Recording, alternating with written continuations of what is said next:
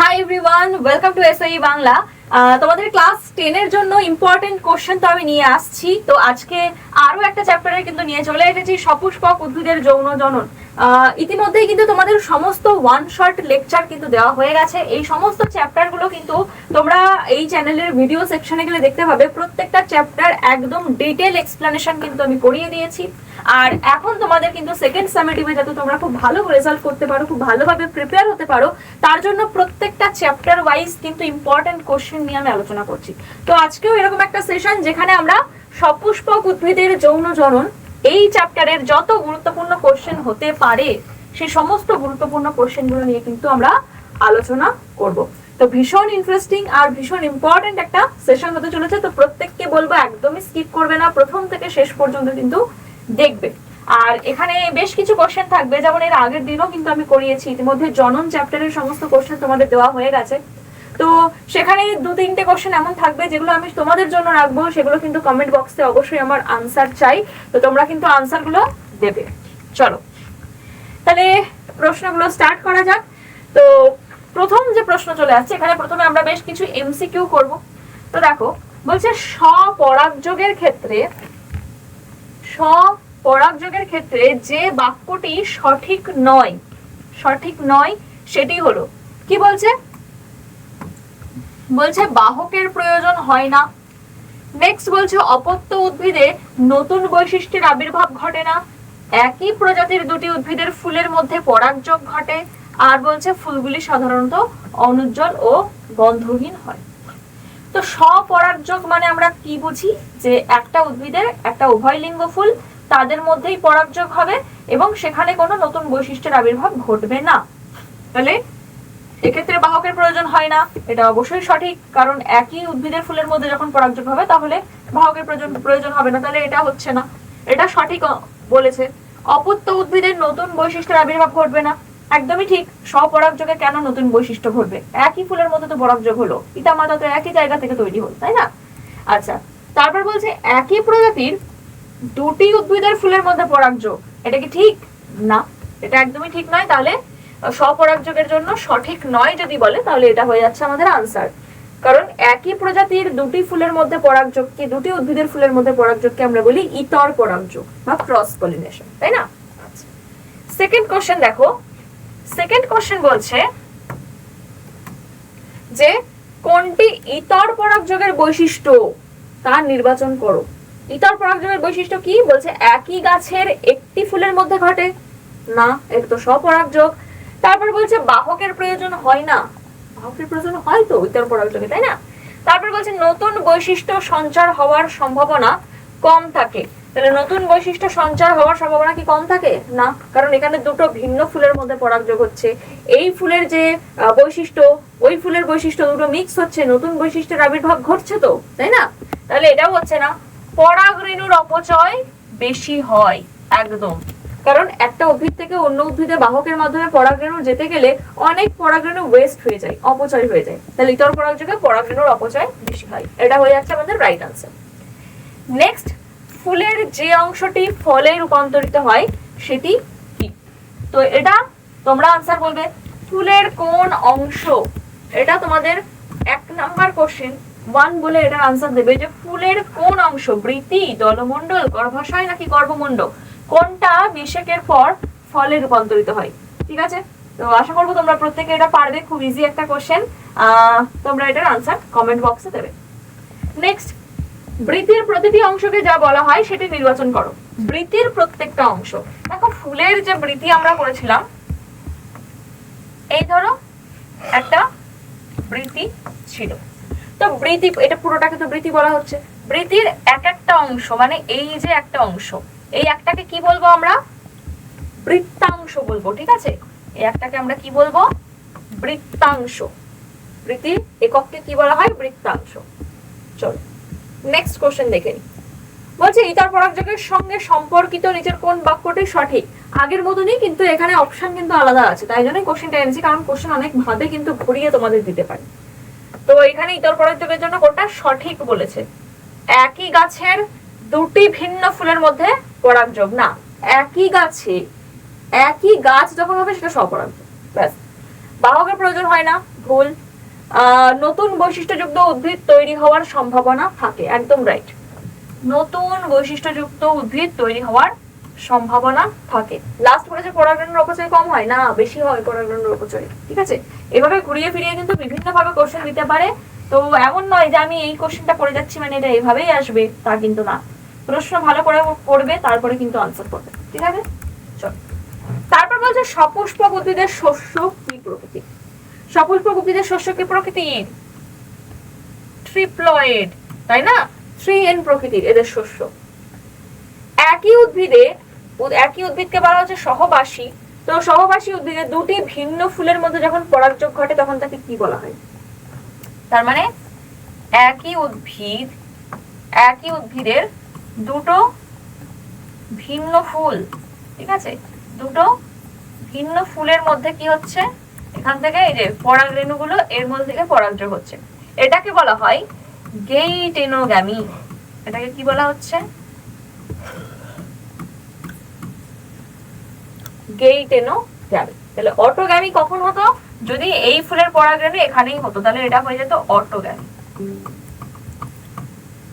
এটা হতো অটোগ্যামি। তাহলে দুটি ভিন্ন ফুল বলেছে যেহেতু, তাহলে এখানে আমাদের এক্সাম্পল এই মানে কোন আনসারটা হচ্ছে?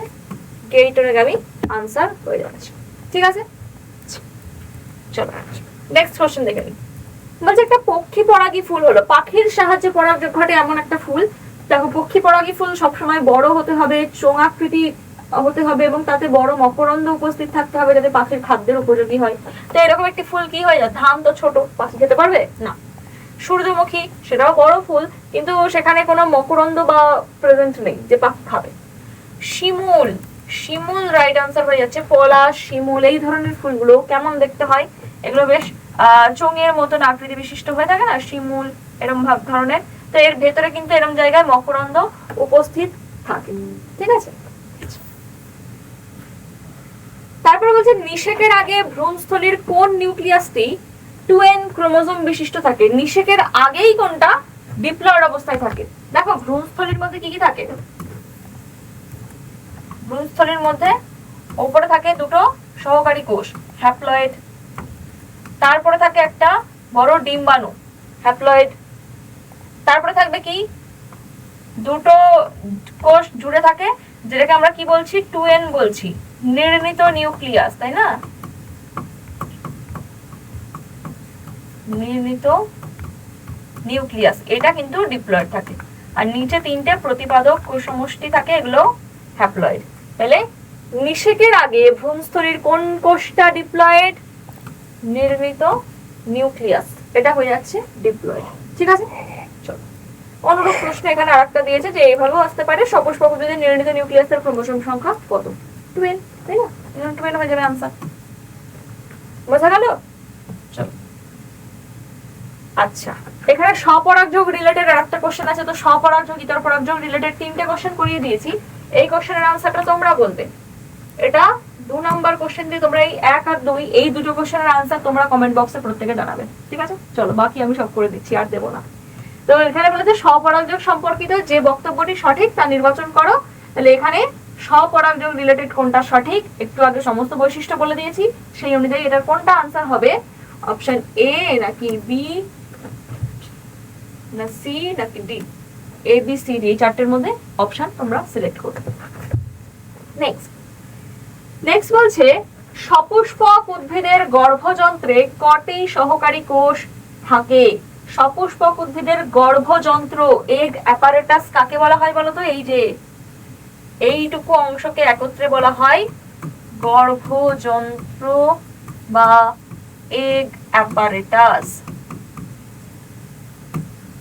ঠিক আছে, গর্ভযন্ত্রে থাকে দুটো সহকারী কোষ, একটা ডিম্বাণু। তাহলে কটা সহকারী কোষ থাকবে? বলেছে সহকারী কোষ কটা থাকে? সহকারী কোষ দুটো প্রেজেন্ট থাকবে। ঠিক আছে, দুটো প্রেজেন্ট থাকবে। তারপর বলছে পরাগনালিকা ডিম্বক মূলের দিকে ডিম্বকের মধ্যে প্রবেশ করলে তাকে কি বলা হয়? আমরা পড়েছিলাম না এই যে ডিম্বক, ডিম্বক তো এরকম দেখতে হয়।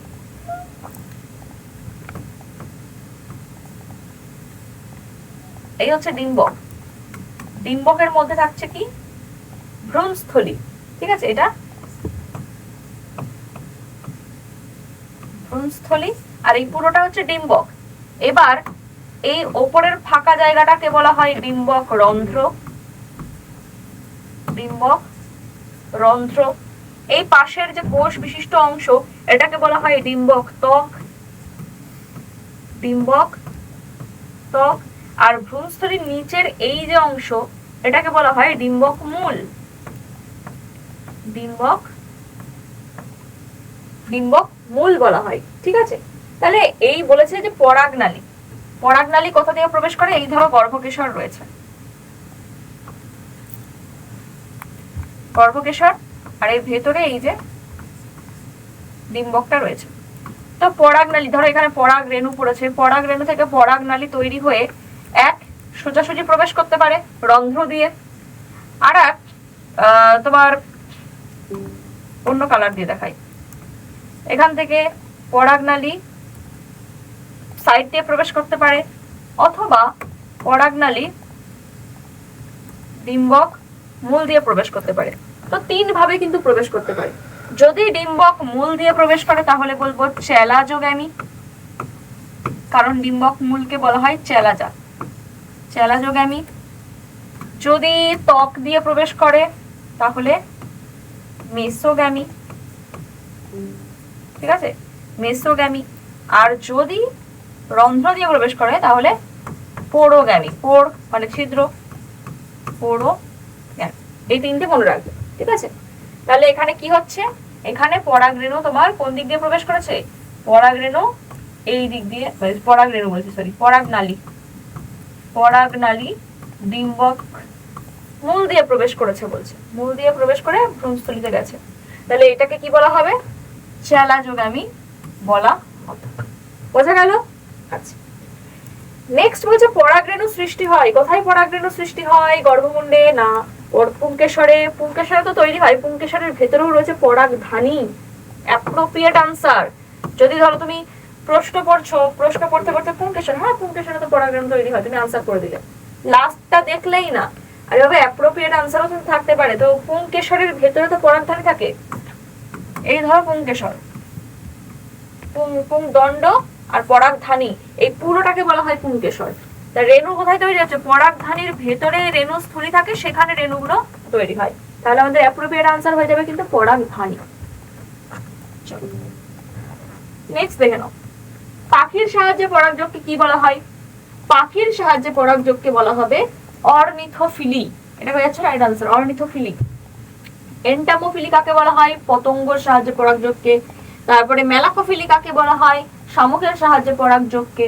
আচ্ছা, কচুরিপানা উদ্ভিদের পরাগযোগের বাহক, খুব ইম্পর্টেন্ট। দেখো সবাই মনে করে যে কচুরিপানা তো জলে হয়, তার জন্য জলের মাধ্যমে পরাগযোগ হবে, কিন্তু কখনোই নয়।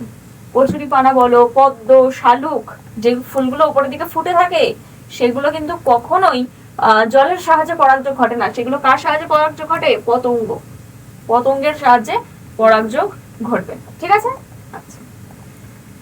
তারপর দেখো নেক্সট বলছে অভিব্যক্তিতে সর্বাধিক সহায়ক পরাগযোগ। মানে অভিব্যক্তি মানে নতুন ক্যারেক্টার আসবে, নতুন নতুন বৈশিষ্ট্য আসবে, তবে তো একটা নতুন কিছু মানে নতুন ভাবে সে পরিবেশের সাথে মানিয়ে নিতে পারবে, অভিব্যক্তি হবে। তো অভিব্যক্তিতে সহায়ক কোনটা? অটোগামী, তো সেম ফুলের মধ্যে পরাগযোগ হচ্ছে, নতুন বৈশিষ্ট্য আসবে না। গেইটোরোগামী, সেম গাছেরই দুটো ফুলের মধ্যে পরাগযোগ, এখানেও আসছে না। জেনোগামী, জেনোগামী হচ্ছে ইতর পরাগযোগ, দুটো ভিন্ন উদ্ভিদ তাদের ফুলের মধ্যে পরাগযোগকে আমরা বলি জেনোগামী বা ইতর পরাগযোগ। তাহলে এক্ষেত্রে কিন্তু নতুন বৈশিষ্ট্য আসতে পারে, তাহলে এটা অভিব্যক্তির সহায়ক। আর লাস্টে যেটা রয়েছে না ক্লিস্টোগামী, ক্লিস্টোগামীও এক প্রকার সহপরাগযোগ, যেখানে বদ্ধ প্রকৃতির ফুল হয়, ফুলের ভেতরেই পরাগরেণুগুলো সেই ফুলের গর্ভমুণ্ডেই পড়ে, বাইরে বেরোতে পারে না, এটাও কিন্তু সহপরাগযোগ। তাহলে এখানেও কিন্তু হচ্ছে না। নেক্সট বলছে পরাগযোগের ফলে ড্যাশ বীজে পরিণত হয়। কি বীজে পরিণত হয়? মনে করো ডিম্বক, বীজ কে তৈরি করবে? পুরো ডিম্বকটা, গর্ভাশয়ের মধ্যে নিচে ডিম্বক থাকে, ডিম্বকের মধ্যে নিষেক হলো, জাইগোট তৈরি হলো, পুরো ডিম্বকটা তৈরি হয়ে যাবে বীজে, আর গর্ভাশয়টা তৈরি হয়ে যাবে ফলে। আচ্ছা, ইতর পরাগযোগের জন্য ড্যাশ সম্পূর্ণ নির্ভর করতে হয়। কার উপর নির্ভর করতে হয়? কার উপর? বাহক, এছাড়া গাছ তো আর হেঁটে হেঁটে পরাগরেণু অন্য গাছকে দিতে যাবে না, তাই না? সেক্ষেত্রে বাহকের প্রয়োজন এক গাছ থেকে অন্য গাছে পরাগরেণুকে নিয়ে যাওয়ার জন্য। আচ্ছা, তাই জন্য পুরোপুরি বাহকের উপর ডিপেন্ড করতে হয়। তারপর বলছে স্টিগমা বা গর্ভমুণ্ড ড্যাশ গ্রাহক হিসেবে কাজ করে। স্টিগমা, গর্ভমুণ্ড কোনটাকে বলা হচ্ছে? এই যে গর্ভকেশর, এইটাকে বলা হয় গর্ভমুণ্ড বা স্টিগমা। তাহলে এখানে কে আসবে? পরাগরেণু আসবে, তাই না? এখানে পরাগরেণু আসে। তাহলে কাকে গ্রাহক হিসেবে নেয়? পরাগরেণু গ্রাহক হিসেবে কাজ করে। পরাগরেণু গ্রাহক হিসেবে কাজ করে। অনুরূপ বলেছে পরাগযোগ ঘটে কোথায়? গর্ভমুণ্ডে। পরাগযোগ যুক্ত হচ্ছে, পরাগযোগ ঘটে গর্ভমুণ্ডে। সপুষ্পক উদ্ভিদের নিষেকের সময় একটি পুংগ্যামেটের সঙ্গে ড্যাশ মিলিত হয়ে শস্য গঠন করে। তো সপুষ্পক উদ্ভিদের নিষেকের সময় পুংগ্যামেটের সাথে কে মিলিত হয়? পুংগ্যামেটের সাথে নির্ণীত নিউক্লিয়াস।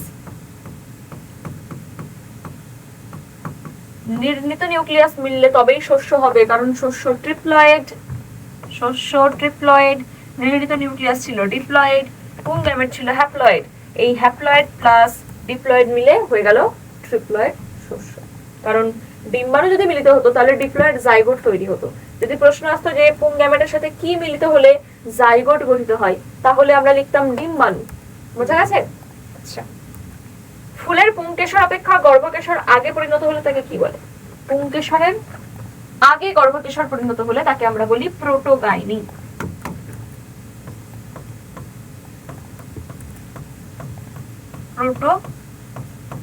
প্রোটোগাইনি। আর যদি পুংকেশর আগে পরিণত হতো তাহলে কি বলতাম? তাহলে বলতাম প্রোট্যান্ড্রি। পুংকেশর আগে হলে প্রোট্যান্ড্রি, গর্ভকেশর আগে হলে প্রোটোগাইনি। দেখো গ কথা আছে, গর্ভকেশরও গ আছে, প্রোটোগাইনিতেও গ আছে। বুঝতে পারবে, মনে রাখতে পারবে ইজিলি। এবার ঠিক ভুল দেখতে বলেছে। এখানে কিন্তু অনেকগুলো কোশ্চেন এনেছি, তো পরপর আমি ঝটপট তোমাদের বলে দিচ্ছি, তবে তোমাদের সময় নষ্ট না হয়, কারণ এই প্রশ্নগুলো কিন্তু ভীষণ ইম্পর্টেন্ট। তোমরা ভালোভাবে পড়বে, কারণ তোমাদের মাধ্যমিক একেবারেই সময় নষ্ট করার কিন্তু জায়গা নেই। আর অবশ্যই এই প্রশ্নগুলো নিজেরা যেমন করছো বন্ধুদেরকেও হেল্প করে দাও, বন্ধুদের সাথেও শেয়ার করে দাও, যাতে তারাও কিন্তু দেখতে পারে। ঠিক আছে, চলো। আচ্ছা, এটা হবে স্বপরাগযোগ। স্বপরাগযোগে পরাগরেণুর অপচয় কম হয়। ঠিক না ভুল? একদম ঠিক। স্বপরাগযোগ, সেখানে বাহক বা অন্য কোনো জায়গায় পরাগরেণুর যাওয়ার প্রয়োজন পড়ছে না, সরাসরি একই ফুলের পরাগরেণু সেই ফুলের মধ্যেই পড়ছে, তো পরাগরেণুর অপচয় কম হয় এখানে। ইতর পরাগযোগের ফলে নতুন বৈশিষ্ট্যযুক্ত উদ্ভিদের আবির্ভাব ঘটে, এটাও একেবারেই ঠিক। তারপরে বলছে ডিম্বাশয়ের মধ্যে এক বা একাধিক ডিম্বক থাকে। ডিম্বাশয় কোনটা? এই যে গর্ভমুণ্ড, গর্ভদণ্ড, গর্ভাশয়। এই গর্ভাশয়ের মধ্যে কি হচ্ছে? ডিম্ব। কি বলছে? ডিম্বাশয় বা গর্ভাশয় একই জিনিস। তো এর ভেতরে কি বলছে? বলছে এক বা একাধিক। দেখো, একটাও ডিম্বক থাকতে পারে, আবার কোনো কোনো ক্ষেত্রে একাধিক ডিম্বকও কিন্তু এইভাবে প্রেজেন্ট থাকতে পারে, দুটোই পারে। তাহলে এটাও কিন্তু ঠিক হয়ে যাচ্ছে। আর লাস্ট বলছে শস্য নিউক্লিয়াস সর্বদা হ্যাপ্লয়েড, এটা ভুল। শস্য নিউক্লিয়াস সবসময় কি হয়? শস্য নিউক্লিয়াস সর্বদা ট্রিপ্লয়েড প্রকৃতির হয় সপুষ্পক উদ্ভিদের ক্ষেত্রে। ঠিক আছে, যদি বলে ব্যক্তবীজী উদ্ভিদের ক্ষেত্রে তাহলে কিন্তু হ্যাপ্লয়েড হয়।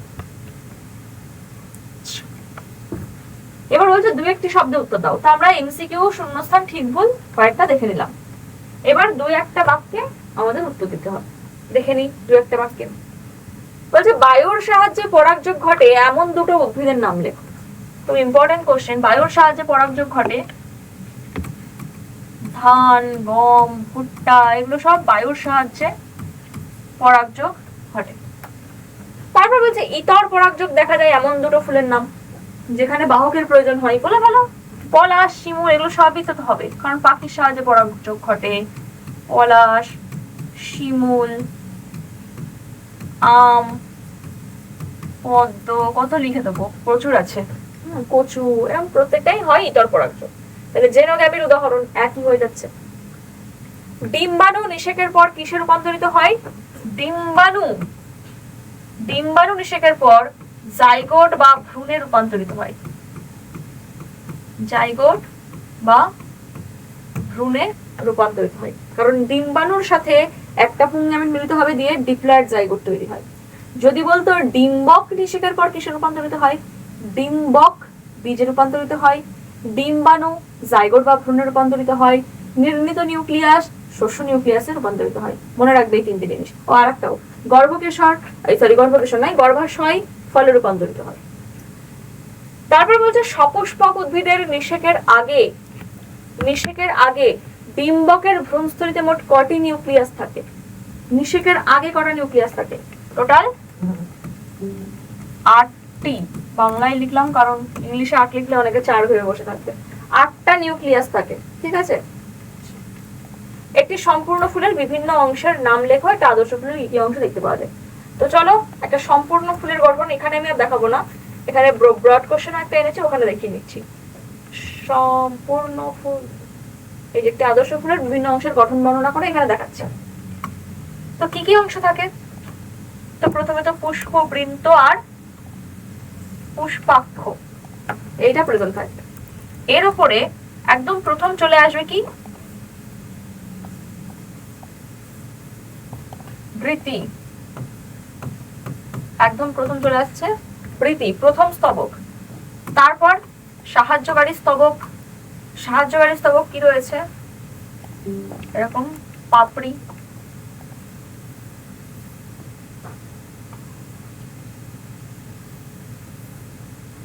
ঠিক আছে, দলমণ্ডল। তো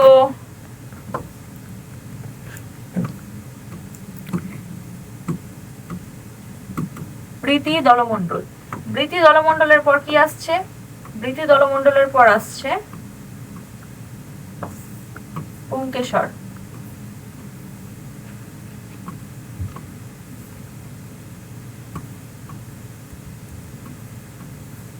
একটা আদর্শ ফুলের কি কি থাকছে? এরা হচ্ছে পুংকেশর।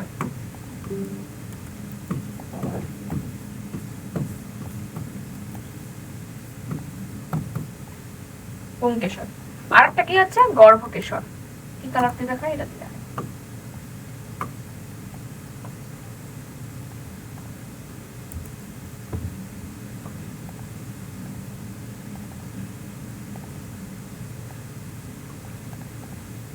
গর্ভকেশর।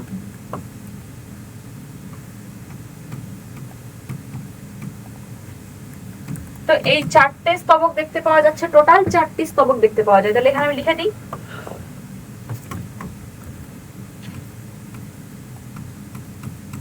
চারটি স্তবক।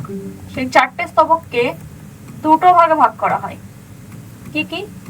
এক হচ্ছে সাহায্যকারী স্তবক, সাহায্যকারী স্তবক, আর একটা হচ্ছে জনন স্তবক। সাহায্যকারী স্তবক হয়ে যাচ্ছে এই যে বৃত্তি আর দলমণ্ডল, এই দুটো হয়ে যাচ্ছে সাহায্যকারী স্তবক। আর জনন স্তবক যদি বলি, জনন স্তবক পুংকেশর, গর্ভকেশর। পুংকেশর, গর্ভকেশর। কেন এটা সাহায্যকারী স্তবক বলছি? বৃতি হচ্ছে সবুজ বর্ণের হয়ে থাকে, ফুলটাকে কুড়ি অবস্থায় আবৃত করে রাখে, সাহায্য করছে। শালক সংশ্লেষ প্রক্রিয়ায় খাদ্য উৎপাদন করে এই ফুলের কোষগুলোকে খাদ্য প্রদান করছে, তাই জন্য সাহায্য করছে বলে এটা সাহায্যকারী স্তবক। দলমণ্ডল, পাপড়ি কি করছে? এই ফুলের পুংকেশর, গর্ভকেশরকে আবৃত করে রেখেছে, বাইরের আঘাত থেকে রক্ষা করছে। ফুলের পাপড়িগুলো উজ্জ্বল বর্ণ বিশিষ্ট হওয়ায় পতঙ্গদের আকৃষ্ট করছে যাতে পরাগযোগ ঘটে। তাহলে এরা সরাসরি সাহায্য না করলেও, মানে সরাসরি কাজ না করলেও সাহায্য করছে যাতে জনন ঠিকঠাক ভাবে হতে পারে, তাই এদেরকে সাহায্যকারী স্তবক বলা হয়। আর পুংকেশরের মধ্যে তো পরাগরেণু উৎপন্ন হচ্ছে, সেখান থেকে পুংগ্যামেট তৈরি হচ্ছে। গর্ভকেশরের মধ্যে ডিম্বাণু ফর্মেশন হচ্ছে। তাহলে এই দুটো সরাসরি নিষেক প্রক্রিয়ায় কি করছে? জাইগোট তৈরি করছে, যেখান থেকে পরবর্তীকালে বীজ ফল তৈরি হবে, তাই এদেরকে জনন স্তবক বলা হচ্ছে। তাহলে একটা আদর্শ ফুলের এই 4টি স্তবক কিন্তু থাকতে হবে। বোঝা গেল?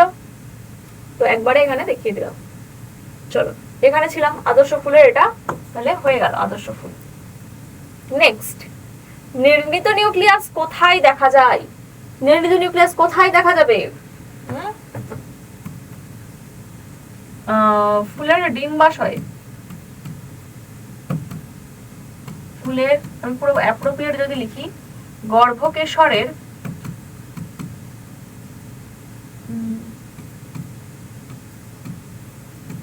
ডিম্বাশয়ের মধ্যে ভ্রূণস্থলিতে অবস্থান করে।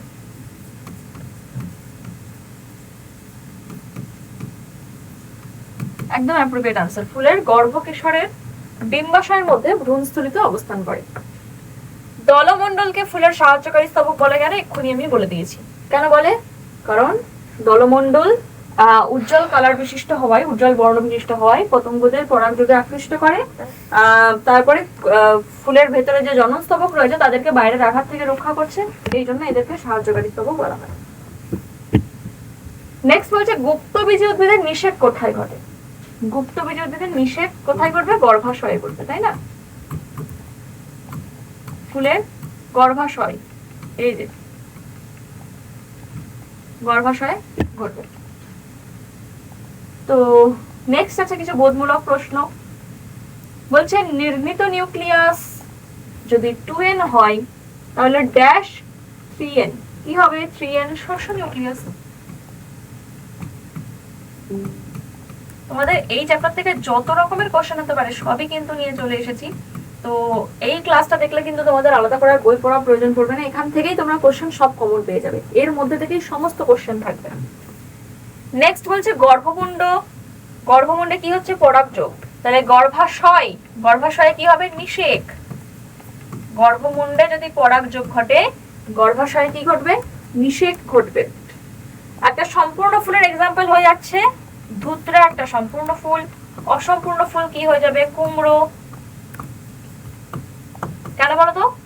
কুমড়ো হচ্ছে একলিঙ্গ ফুল, হয় পুংকেশর থাকবে না গর্ভকেশর থাকবে, চারটে স্তবক থাকবে না।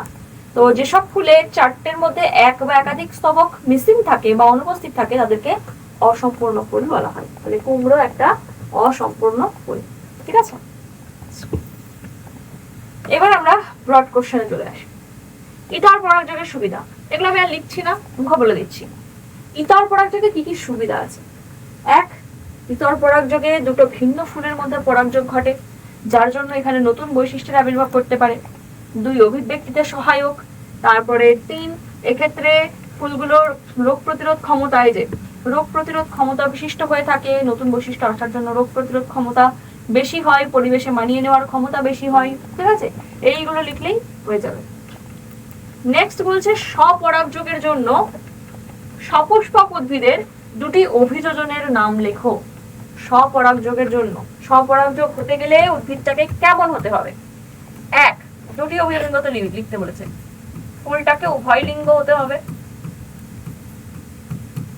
উভয় লিঙ্গ মানে পুংকেশর গর্ভকেশর উভয় উপস্থিত থাকবে।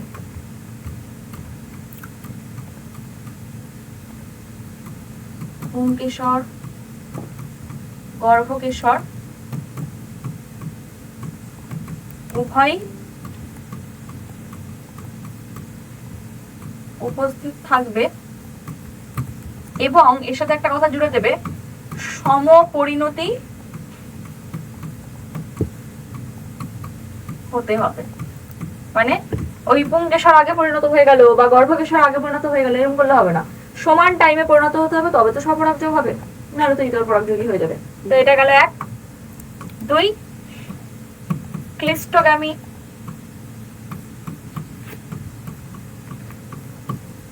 ফুল যদি বদ্ধ প্রকৃতির হয়, বদ্ধ প্রকৃতির ফুলে পরাগরেণু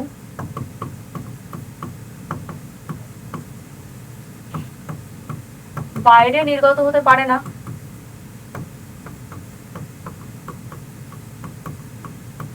ফলে স্বপরাগযোগ ঘটে।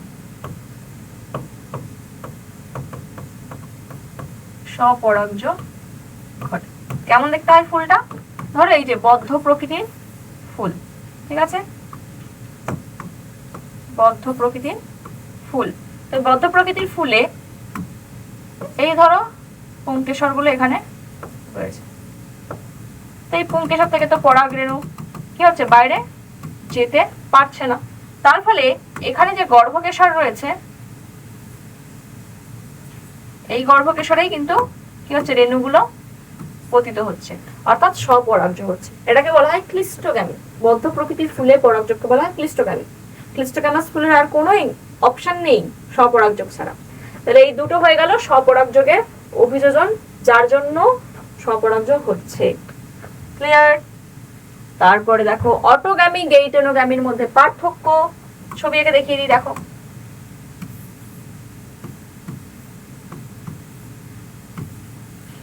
না, এটা দরকার হবে না।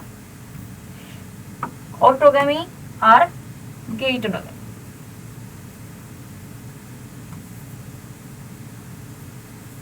আচ্ছা, এই যে একই গাছের দুটি ভিন্ন ফুল, তাই না?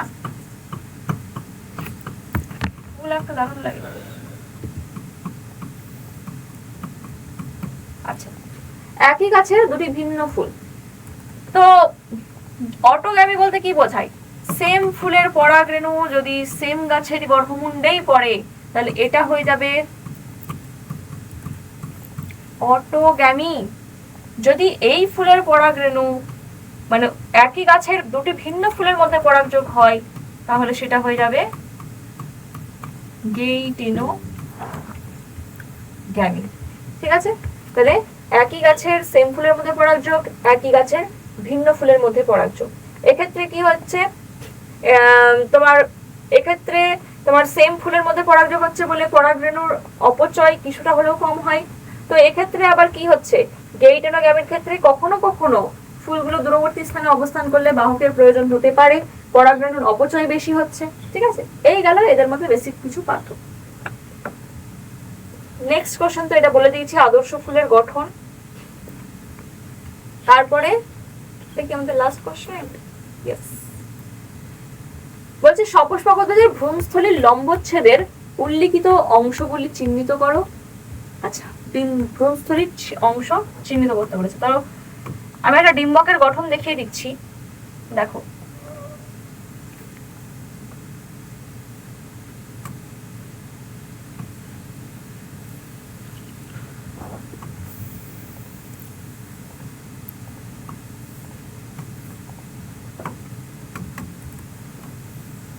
এই হচ্ছে একটা ভ্রূণস্থলী।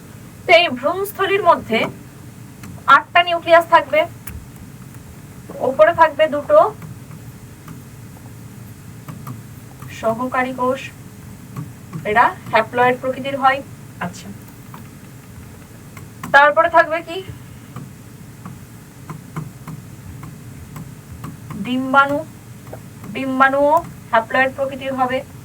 তারপরে থাকবে নির্ণীত নিউক্লিয়াস,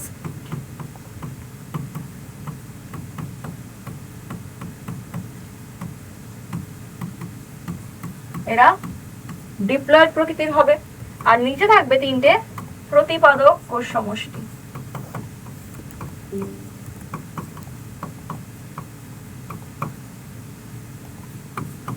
প্রতিপাদ কোষ সমষ্টি, এরাও প্রত্যেকে হ্যাপ্লয়েড প্রকৃতির হয়।